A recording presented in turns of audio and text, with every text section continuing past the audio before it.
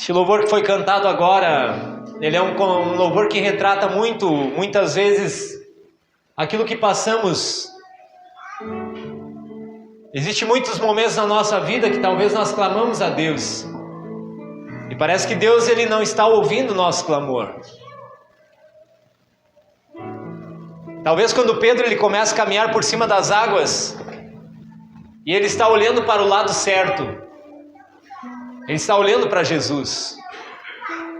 Mas depois de alguns momentos, quando Pedro está caminhando por cima das águas, ele começa a olhar para as circunstâncias. Ele começa a olhar para o vento que está soprando, ele começa a olhar para as ondas que estão grandes. E ele tira os olhos de Jesus e começa a colocar os olhos nos problemas. E a Bíblia diz que Pedro ele começa a afundar. Mas mesmo que por muitas vezes, irmãos, nós venhamos a tirar os nossos olhos de Jesus por alguns momentos, Ele sempre vai estar do nosso lado para estender a mão e nos levantar. Amém?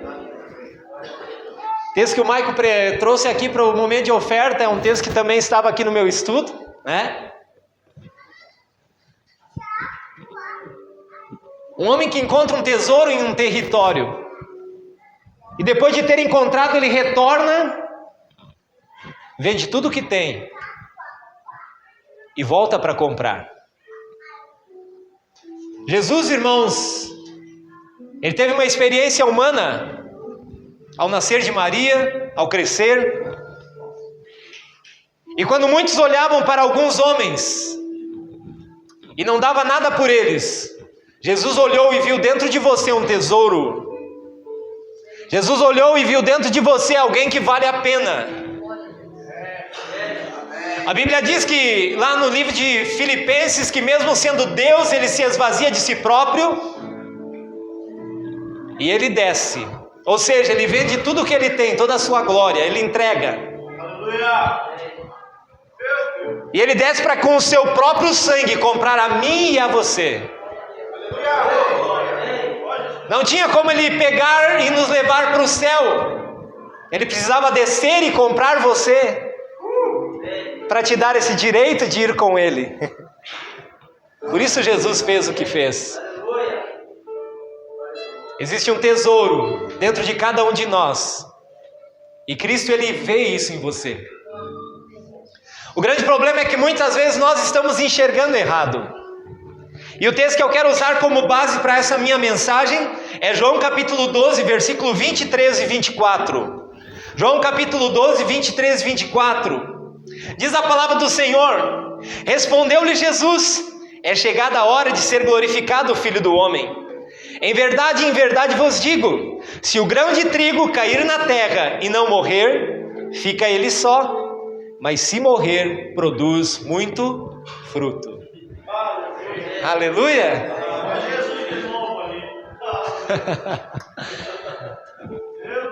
Jesus, irmãos, ele é o pão da vida.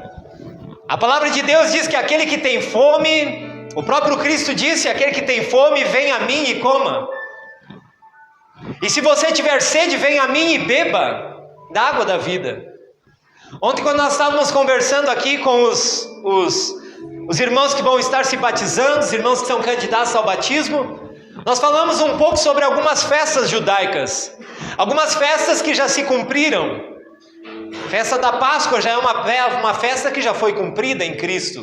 Jesus Cristo é a nossa Páscoa. A festa de Pentecoste é uma festa que ainda os judeus fazem todos os anos, esperando o dia em que Pentecostes vai acontecer. Pentecostes já aconteceu há 2000 anos atrás, amém? Quando eles estavam todos assentados no mesmo lugar, e veio um vento veemente e impetuoso, encheu a casa e todos foram cheios do Espírito Santo. Eu tenho uma boa notícia para você: o avivamento já chegou. Aleluia! O avivamento já chegou há 2000 anos atrás. E eu falava para os nossos candidatos: o problema é que muitas vezes nós estamos fora da linha de tempo do avivamento. Quando um povo participa de um avivamento muito grande, meu irmão, isso não quer dizer que o avivamento não está acontecendo. Isso quer dizer que nós não estamos alinhados a ele. É como quando está havendo uma grande festa em uma determinada cidade. Mas se você não for até ali, você não participa da festa. Havia uma cultura judaica, irmão, em que toda festa, toda pessoa podia participar. As festas não são como as nossas a gente convida, a gente leva o convite, né? A gente entrega o convite para aquela determinada pessoa e somente esses podem entrar na festa. E aquele que entra, ele é furão. Em uma festa judaica, qualquer pessoa pode entrar na festa. Existem os convidados para a festa e existem os que não foram convidados, mas todos eles vão entrar.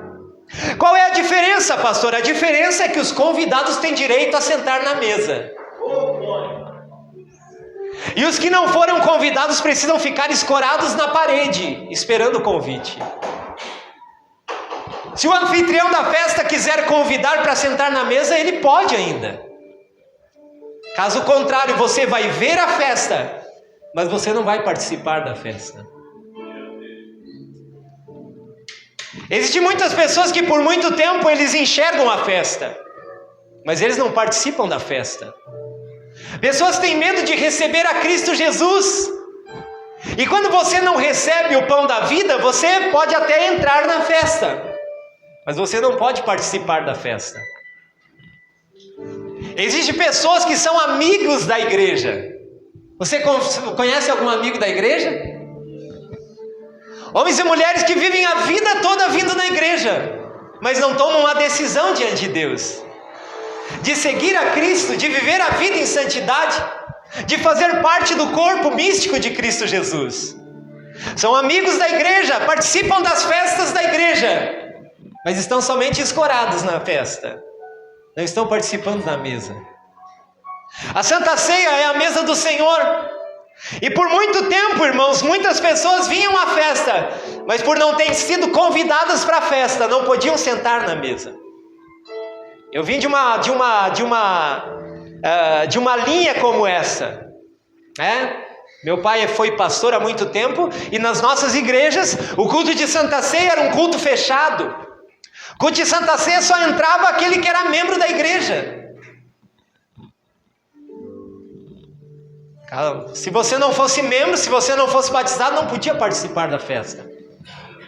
Hoje veio um outro entendimento para nós. Você precisa vir a essa festa. Aleluia. E por muitas vezes nós convidamos você para participar da mesa. Mas o somente participar da mesa, meu irmão, isso não vai denotar que você faz parte do reino. O Michael, ele trouxe aqui, o reino de Deus, ele é tomado por esforço, e aqueles que se esforçam participam do reino. Mas que esforço é esse, irmãos? Não é um esforço das suas mãos, não, mas é um esforço mental, de mudar a sua mente, e de decidir andar com Cristo. Tomar uma decisão dentro do seu coração, e viver a vida do corpo de Cristo. Eu dizia ontem aqui para os nossos candidatos ao batismo, e eu fiz questão de colocar esse vídeo do pastor Juscelio, porque me inspira muito. Como pode alguém que há poucos minutos foi dito que ele era uma pedra de edificação, depois de alguns outros minutos ele agora se torna uma pedra de tropeço? Porque aquilo que não conhecemos nós não desfrutamos. Por muito tempo nós batizamos pessoas sem explicar para eles o que eles estavam fazendo. Achavam que se batizar era somente entrar para uma religião. Agora eu vou me batizar, agora eu faço parte da igreja fulano de tal. O batismo de João Batista era o batismo do arrependimento. E no batismo do arrependimento você se lavava dos seus pecados. Depois de Cristo Jesus, meu irmão, os seus pecados já foram perdoados. Mas então por que eu ainda preciso me batizar? Porque agora, quando você se batiza no reino. Agora você é inserido em um novo reino. Vou fazer uma alusão aqui. Eu gosto muito dos Estados Unidos, amém? Eu tenho um sonho de um dia poder ir lá, né? Vai precisar de um visto. Eu creio que um dia alguém vai me dar esse visto aí. Eu creio que algum dia algum pastor vai me olhar lá dos Estados Unidos e vai dizer: poxa, cara, eu vou dar um convite para esse cara vir para cá. Amém?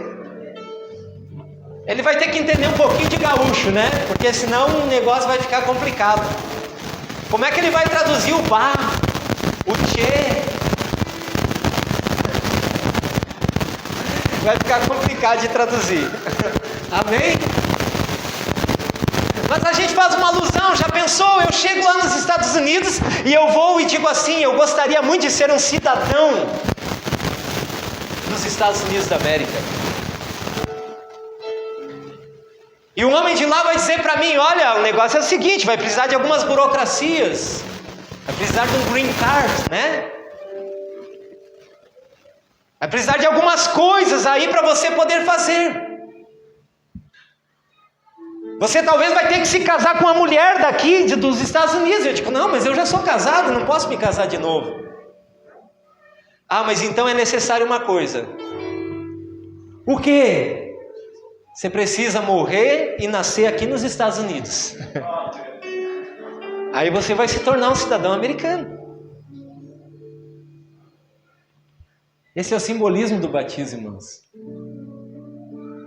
Ah, eu quero tanto participar do reino de Deus. Então você precisa morrer. Eu dizia ontem aqui para os candidatos do batismo que a nossa ênfase não está na morte, mas a nossa ênfase está na ressurreição. Meu Deus, hoje aqui se eu demorasse mais um pouco não conseguia pregar. Rodrigo, eu já estou crucificado com Cristo, já não vivo mais eu, Cristo vive em mim. Quando eu morro pelas águas do batismo, não, agora eu recebo dentro de mim um tesouro. E agora não é mais o quanto eu morro, mas é o quanto Ele vive. É o quanto eu dou liberdade para o Espírito Santo começar a tomar conta de lugares que ainda não estão preenchidos dentro de mim. Então eu preciso começar a abrir os olhos do meu coração, eu preciso abrir a minha mente para receber o novo de Deus. Antes eu pensava como um brasileiro.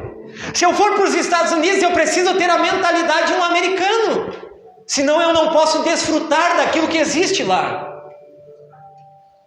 A mesma coisa, irmãos, é no reino de Deus. Não adianta eu morrer para o reino do Brasil e não nascer para o reino de Deus. Porque se eu não nascer para o reino de Deus, agora eu fiquei um despatriado. Eu não sou mais nem brasileiro e também não sou cidadão do céu. Porque eu não deixei o Espírito Santo de Deus agora me ensinar como é que eu devo agir no reino. Eu preciso abrir mão de todas as coisas deste reino, para que eu possa viver um novo reino. Aleluia. Tudo novo. Por isso a palavra de Deus diz: aquele que está em Cristo é uma nova criatura, uma nova criação. As coisas antigas se passaram, tudo se fez novo. O novo de Deus começa a trabalhar dentro de nós. O verbo de Deus começa a falar conosco. João, ele começa a escrever o mesmo texto que está lá em Gênesis. Ele começa a nos explicar quem é o verbo. No princípio era o verbo estava com Deus, o verbo era Deus, ele estava no princípio com Deus, todas as coisas foram feitas por intermédio dele, e sem ele, nada que se foi feito, se fez. E o verbo aqui, meus irmãos, muitas vezes nós fizemos aqui, nós pegamos e nós entendemos que o verbo é uma fala, é uma declaração. O verbo é muito mais do que uma declaração. O verbo é um pensamento. Verbo aqui, meus irmãos, se nós formos pegar a raiz desta palavra, nós vamos achar uma raiz chamada logos. Logos. No princípio ele era o Logos estava com Deus e o Logos era Deus. Ele estava no princípio com Deus, todas as coisas foram feitas por intermédio dele, e sem ele nada que se foi feito se fez. E quando nós pegamos a palavra Logos, e nós passamos agora para a nossa língua, para a língua latina. Por isso, irmãos, os padres, eles foram muito sábios em aprender a chamada língua, o latim. Porque através do latim eu consigo pegar palavras do grego e transliterar para o latim e ficar mais fácil a compreensão. E na língua latina, logos é ânima. Ânima vem de uma mesma palavra que foi usada muito na filosofia grega, chamada psique. Psique na Bíblia tem uma conotação de alma. Então, se nós fôssemos pegar o texto e dizer, no princípio ele era a alma. A alma estava com Deus e a alma era Deus. Jesus é a própria alma de Deus. Deus é espírito. E importa que os seus adoradores o adorem em espírito e em verdade. Se Deus é espírito, Cristo é a alma de Deus.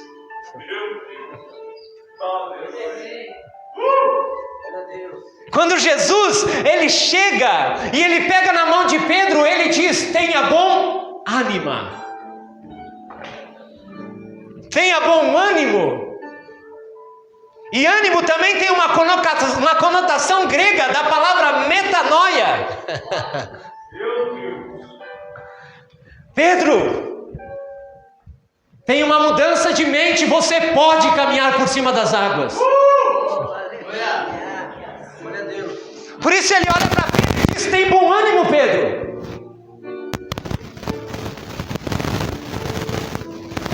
Ele olha para aquela mulher que há 12 anos sofria de um fluxo de sangue, e ela vem e ela coloca no seu coração, se tão somente eu tocar nas vestes de Jesus, eu serei curada. Jesus, olhando para ela, diz, tem bom ânimo, mulher, a tua fé te salvou. A fé só acontece, irmãos, quando você muda a tua mente, quando o ânimo de Deus entra em você. Quando você deixa o teu entendimento, o teu psique ser transformado. Quando você não anda mais segundo a sua própria mente, mas você anda segundo a mente de Cristo. Paulo, ao escrever, ele diz, nós temos a mente de Cristo. Nós temos a alma de Cristo. Está dentro de você. Foi soprado sobre você. Você recebeu. E agora não podemos mais andar como escravos. Jesus pagou um preço por você. Ele disse, se o grão de trigo não morrer, logo também não pode produzir. Alguém aqui já trabalhou na agricultura? Não precisa nem ser muito agricultor para saber. Você escolhe uma semente. Essa semente não é qualquer semente. Essa semente precisa ser tratada. Essa semente precisa ser trabalhada. Você escolhe sempre a melhor semente. Amém? E aí você vai lá e esconde ela na terra. No outro dia você vai lá e desenterra. Não, mas não nasceu nada, eu vou enterrar de novo. Aí você no outro dia vai lá, desenterra de novo, limpa. Não, mas não produziu nada, eu vou enterrar de novo. É assim que faz? Você faz o que com ela? Deixa na terra. Se você puder, você rega ela. Ou então você precisa esperar que a terra regue, que a chuva regue. Se você pegar uma semente que agora está liberando uma planta, você vai ver que aquela semente quase não dá mais nem para entender que ela já foi uma semente. Ela começa a ser transformada. Agora não é mais somente uma semente, agora ela começa a se transformar em uma árvore. E através do sangue de Cristo Jesus, A terra, ela foi restaurada e hoje ela pode produzir 100 por 1. Amém? Mas se o grão de trigo não morrer, ele fica só. Agora, mas se morrer, ele produz muito fruto. Jesus Cristo, ele se entregou para que você pudesse ser frutífero. Ele se entregou na cruz como uma semente que é esmagada, uma semente que foi colocada no solo para morrer. Mas agora no terceiro dia, a Bíblia diz que Jesus ele ressurge. E ao ressurgir, agora Jesus já não é mais somente uma semente, agora Jesus é uma árvore. Lembra da parábola?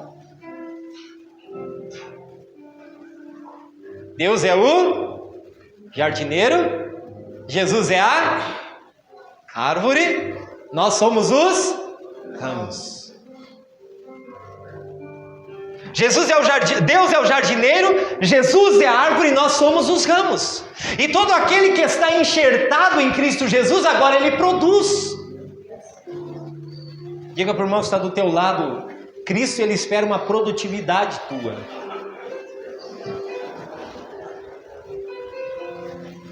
Ele espera uma produtividade de cada um de nós, irmãos. A única coisa que pode nos desligar da árvore é improdutividade. Não é o pecado que te desliga da árvore, mas é a improdutividade. Quando Jesus ele está falando desta parábola, ele diz: todo galho que não dá fruto, o meu Pai corta fora. E aquele que dá fruto, ele poda, para que dê ainda mais fruto. Eu gosto muito nas minhas mensagens de dizer, de uma maneira ou outra você vai cair no facão de Deus. De uma maneira ou de outra você vai cair no facão de Deus. Se você produz, você vai ser podado para dar mais fruto. Se você não produz, você vai ser cortado fora. E a poda dói. Quando nós falamos de poda aqui, irmãos, estamos falando de alinhamento. Amém? Não existe avivamento sem alinhamento. Não existe relacionamento com Deus sem santificação. E a santificação, irmãos, ela vem de dentro para fora, ela não vem de fora para dentro.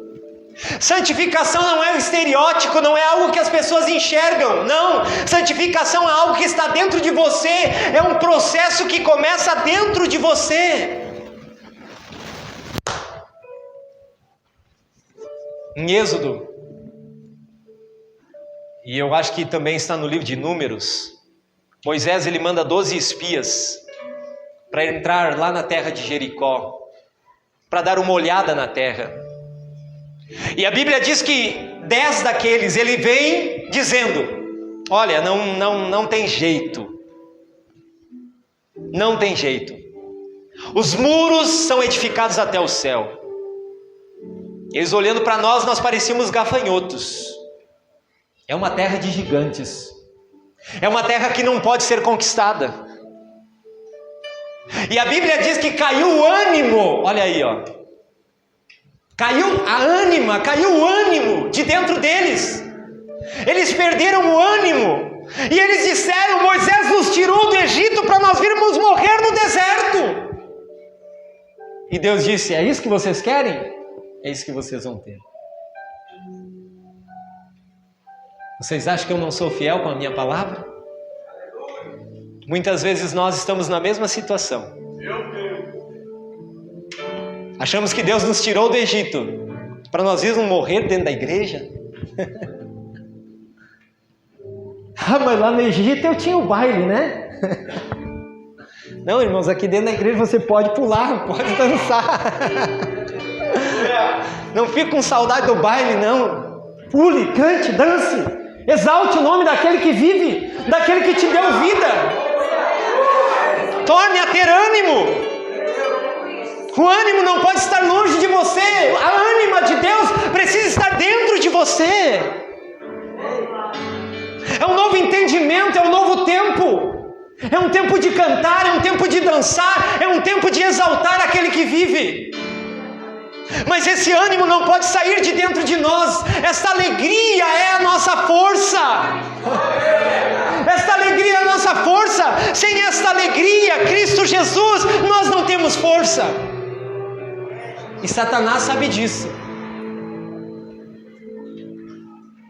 Eu orava aqui antes do culto ali dentro e eu orava a Deus. Porque, irmãos, Satanás ele já sabe que ele é perdedor. O problema é que a igreja não sabe que é mais que vencedora. Satanás ele já sabe que é perdedor.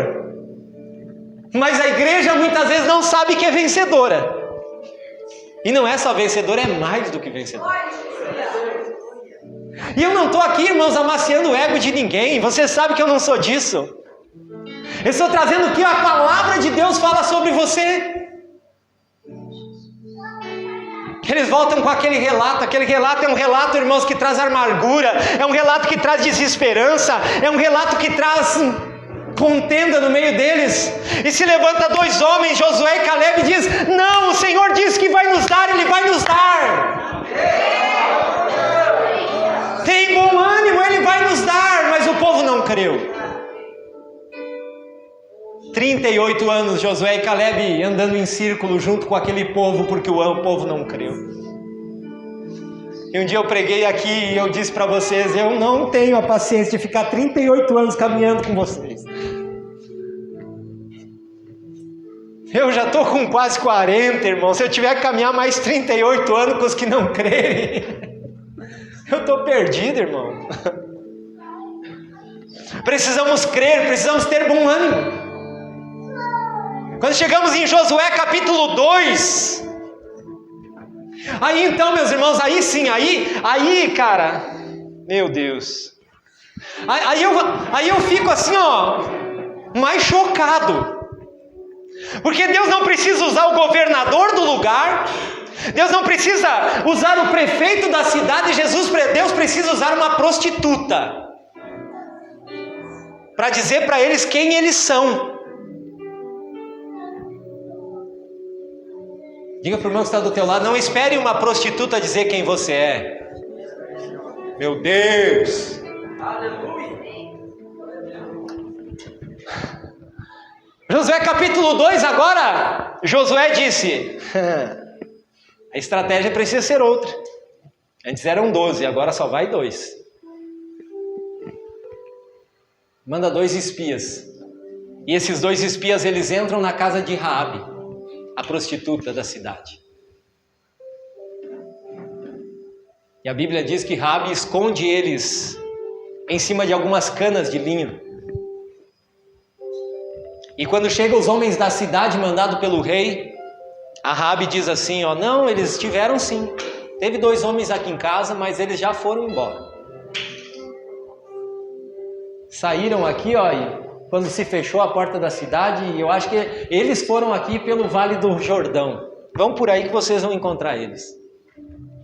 Quando os homens saem atrás dos 2 espias, ela manda os homens descer ali de cima das canas. E olha só o relato, olha o relato que essa mulher traz para o povo. Josué capítulo 2, versículo 9.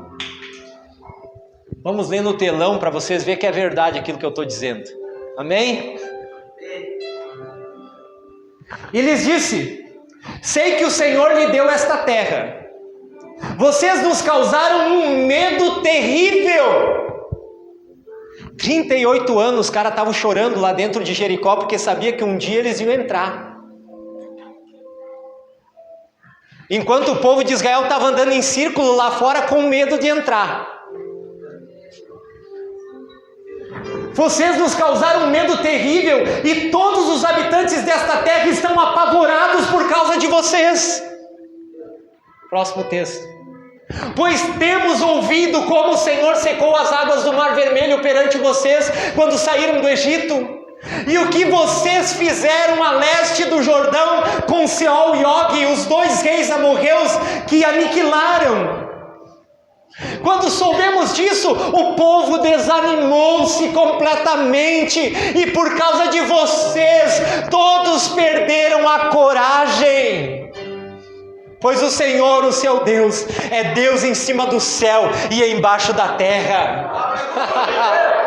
Juro-lhe pelo Senhor que assim como eu fui bondosa com vocês, vocês também serão bondosos com a minha família. Dê-me um sinal seguro de que pouparão a vida do meu pai, da minha mãe, dos meus irmãos, das minhas irmãs e de tudo que lhes pertence. Livrem-nos da morte.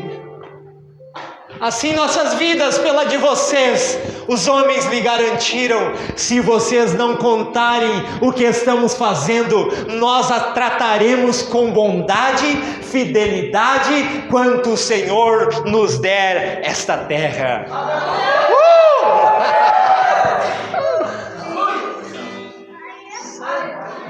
38 anos eles com medo de entrar. 38 anos o povo amedrontado, morrendo de medo dentro dos muros de Jericó. O ânimo deles já não existia mais. Eles sabiam que mais dia menos dia eles iam perecer. E aí quando a gente pega fatos arqueológicos, irmãos, de pessoas que estudaram a ruína de Jericó, existe uma foto lá de 1800, que ainda foi tirada antes de outras guerras, que aparece somente um pedaço do muro e a janela de Raabe. Mas quando eles fazem a escavação arqueológica, eles veem que aqueles muros foi como se alguém chutasse dentro para fora. Não foi de fora para dentro, irmão, foi de dentro para fora. Porque se fosse de fora para dentro, daqui a pouco alguém podia dizer: eles vieram com uma grande estrutura e derrubaram. Não, irmão. A muralha caiu de dentro para fora. E o que simboliza isso, meu irmão? Simboliza alguns sofismas que ainda moram dentro de nós e precisam ser derrubados de dentro para fora.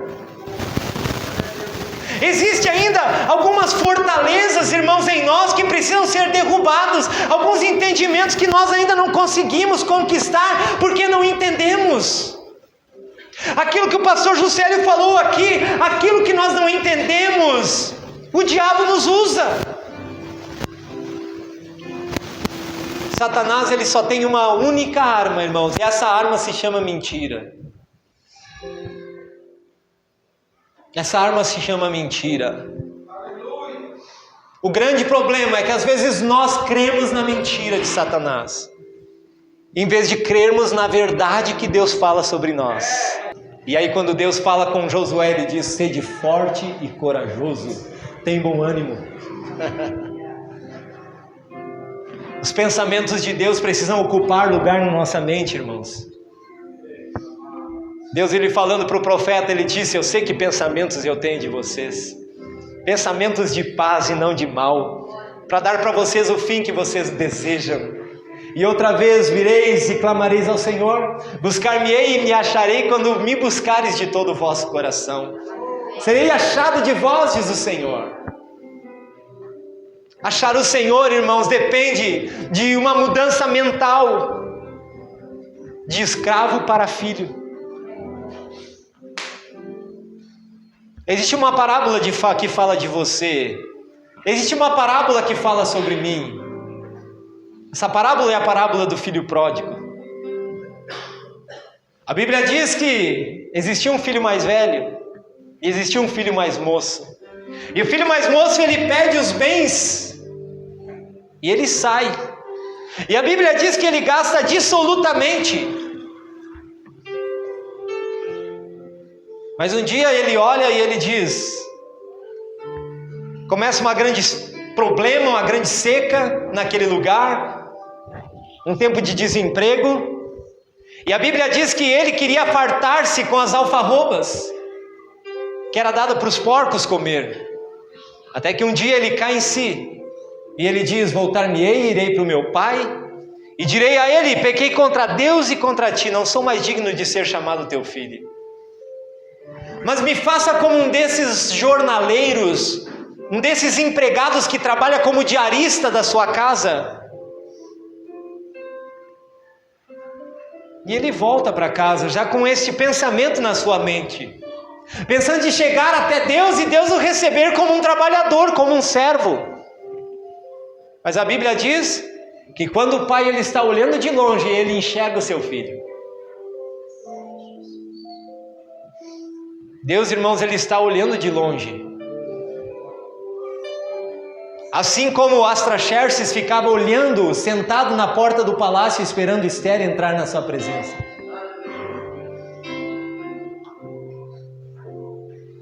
Já fazia 30 dias que ela não aparecia. Ela estava com medo de entrar por causa de uma lei que havia. E ele estava esperando ela sentada na cadeira real. Quantos de nós, irmãos, não entramos na presença de Deus porque temos medo? Muitas vezes nós ainda temos olhar de condenação, achamos que somos condenados, achamos que não somos mais dignos de ser chamado filho e não nos apresentamos. E o Senhor está sentado no seu trono esperando você voltar. Porque está esperando para você novas vestes, novas sandálias. Está esperando por você um anel. E esse anel é um sinal de autoridade, filho. Então não perca tempo, irmãos, achando que Deus está olhando para você com um olhar de condenação. O Senhor está olhando com você com um olhar de filho. Aquele pensamento do filho, eu vou voltar e vão me fazer de escravo do meu pai, nunca foi o pensamento do pai. Porque o pai o recebe deleitoso. Troca suas sandálias, troca suas roupas, coloca um anel no seu dedo e diz: o filho que estava perdido eu encontrei. Ele está esperando por você. Ele está esperando por uma posição sua. Essa noite é uma noite de decisão. Essa noite é uma noite onde nós precisamos nos decidir. Nós precisamos nos tornar novamente filhos. Precisamos novamente voltar a fazer aquilo que fazíamos. O problema do filho pródigo não foi gastar a sua herança. O problema do filho pródigo é onde ele gastou a sua herança. Gastar a sua herança longe do pai não vale a pena. Se você recebeu uma herança dele, gaste perto dele. Aleluia! Você não precisa sair da casa do pai para gastar a sua herança. Você pode gastar junto com o pai. Oh, Rababali, Laiha, Serakunai. 1 Coríntios capítulo 15, 44, 45. O apóstolo Paulo diz: semeia-se corpo natural, ressuscita-se corpo espiritual. Se há corpo natural, há também corpo espiritual. Pois assim está escrito: o primeiro homem, Adão, foi feito alma vivente. O último Adão, porém, é espírito vivificante. Sepulta-se no batismo o homem natural. Se levanta agora um homem espiritual. Aleluia! O nosso corpo físico também um dia vai estar na sepultura se Cristo não voltar até lá. Não fique desenterrando os mortos. Espere. Um dia aquele corpo mortal se revestirá da incorruptibilidade e vai entrar de novo na cidade. Aleluia! Nós precisamos entender que assim como o nosso mestre, ele precisou, assim como o grão de trigo morrer, assim também, irmãos, quando nós morrermos, os frutos permanecerão. Eu tenho certeza que no dia que eu morrer, eu já tenho testemunhos. No dia que eu morrer, eu tenho pessoas que estão aptas a continuar o ministério. E se eu não morrer, eu fico sozinho. Mas se eu morrer, outros vão continuar aquilo que eu iniciei. Então, cada dia mais, irmãos, nós precisamos morrer. Morrer para o mundo, nascer para Cristo. Morrer para o nosso estado, viver para o Brasil, viver para o reino. Amém? Somos cidadãos do céu. Não somos alma vivente, somos um espírito vivificante. E através desse espírito que está dentro de você, você é responsável por fazer muitas pessoas nascerem. Trazer muitas pessoas à vida. Ontem nós dizíamos aqui, quando estava falando aos candidatos, Cristo Jesus, ele disse: aqueles que creem em mim farão as mesmas coisas que eu faço e farão maiores. E aí dá um bug na nossa cabeça. Jesus ressuscitou os mortos, ressuscitou Lázaro. Como eu posso ressuscitar Lázaro? Jesus, ele deu vista aos cegos. Será que eu posso? Jesus fez isso, fez aquilo, irmãos. Jesus fez tudo isso, mas existe uma coisa que Jesus não fez quando ele estava no seu corpo natural: fazer nascer o Espírito Santo dentro de outra pessoa. Aleluia! Nós faremos obras maiores, porque quando eu falo do Evangelho para o Michael, eu tenho a capacidade, o poder, foi me dado por Jesus, de fazer uma obra maior. Pedro, embora tivesse revelação de quem ele era, Cristo, antes de ter subido, não pôde colocar o Espírito Santo dentro dele. Mas agora, depois que Cristo subiu, ele colocou este poder na igreja, de fazer nascer novas pessoas e colocar dentro deles um Espírito. Jesus, ele podia trabalhar na alma do homem. A igreja pode trabalhar no espírito do homem. Aquele que crê em mim fará as obras que eu faço e fará maiores do que essas. Por quê? E aí Jesus explica: porque eu vou para o Pai.